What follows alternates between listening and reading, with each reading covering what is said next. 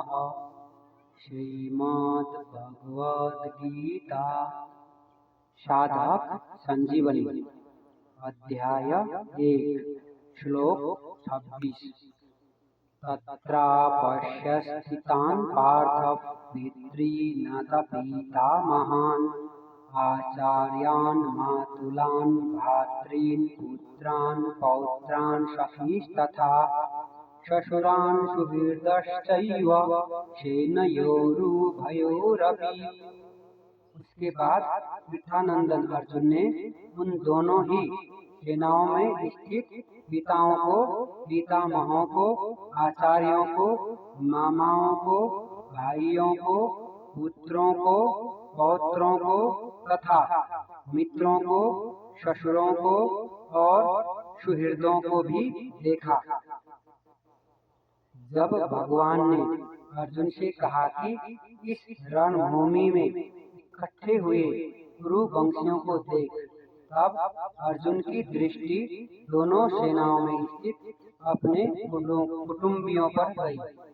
उन्होंने देखा कि उन सेनाओं में युद्ध के लिए अपने अपने स्थान पर भूरिश्रवा आदि पिता के भाई खड़े हैं, जो कि मेरे लिए पिता के समान हैं। भीष्म, सोमदत्त आदि पितामह खड़े हैं। द्रोण, कृप आदि आचार्य, विद्या पढ़ाने वाले और कुलगुरु खड़े हैं। पुरोहित, कुंतीभोज, शल्य, शकुनी आदि मामा खड़े हैं। भीम, दुर्योधन आदि भाई खड़े हैं। अभिमन्यु, घटोत्कच, लक्ष्मण, दुर्योधन का पुत्र आदि मेरे और मेरे भाइयों के पुत्र खड़े हैं। लक्ष्मण आदि के पुत्र खड़े हैं, जो कि मेरे पौत्र हैं। दुर्योधन के अश्वत्थामा आदि मित्र खड़े हैं और ऐसे ही अपने पक्ष के मित्र भी खड़े हैं। द्रुपद, शैब्य आदि ससुर खड़े हैं। बिना किसी हेतु के अपने अपने पक्ष का हित चाहने वाले सात्यकी, कीर्तिवर्मा आदि सुहृद भी खड़े हैं। संबंध। अपने सब कुटुंबियों को देखने के बाद अर्जुन ने क्या किया, इसको आगे के श्लोक में कहते हैं। तान् समीक्ष्य स कौन्तेय सर्वान् बन्धूनवस्थितान् कृपया परयाविष्टो विषिदन्निदमब्रवीत्।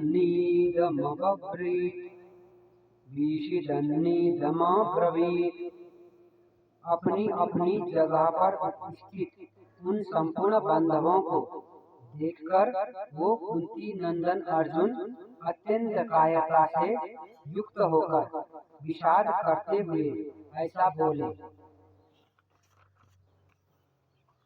तान् सर्वान् बन्धूनवस्थितान् समीक्ष्य। पूर्व श्लोक के अनुसार अर्जुन जिनको देख चुके हैं, उनके अतिरिक्त अर्जुन ने बार्हली आदि पर पितामह, धृष्टद्युम्न, शिखंडी, शूरत आदि, शाले, जयद्रथ आदि बहनोई तथा अन्य कई संबंधियों को दोनों सेनाओं में स्थित देखा। स कौन्तेय कृपया परयाविष्ट। इन पदों में स कौन्तेय कहने का तात्पर्य है कि माता कुंती ने जिनको युद्ध करने के लिए संदेश भेजा था और जिन्होंने शूरवीरता में आकर मेरे साथ दो हाथ करने वाले कौन हैं, ऐसा मुख्य योद्धाओं को देखने के लिए भगवान श्री कृष्ण को दोनों सेनाओं के बीच में रथ खड़ा करने की आज्ञा दी थी।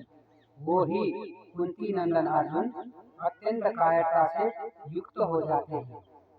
दोनों ही सेनाओं में जन्म के और विद्या के संबंधी देखने से अर्जुन के मन में यह विचार आया कि युद्ध में चाहे इस पक्ष के लोग मरे, चाहे उस पक्ष के लोग मरे, नुकसान हमारा ही होगा। कुल तो हमारा ही नष्ट होगा, संबंधी तो हमारे ही मर जाएंगे। ऐसा विचार आने से अर्जुन की युद्ध की इच्छा तो मिट गई और भीतर में कायरता आ गई। इस कायरता को भगवान ने आगे कस्मलम तथा हृदय दौर्बल्यम कहा है और अर्जुन ने कार्पण्य दोषो बहुत स्वभाव कहकर इसको स्वीकार भी किया है। अर्जुन कायरता से आविष्ट हुए हैं, कृपया विष्टः।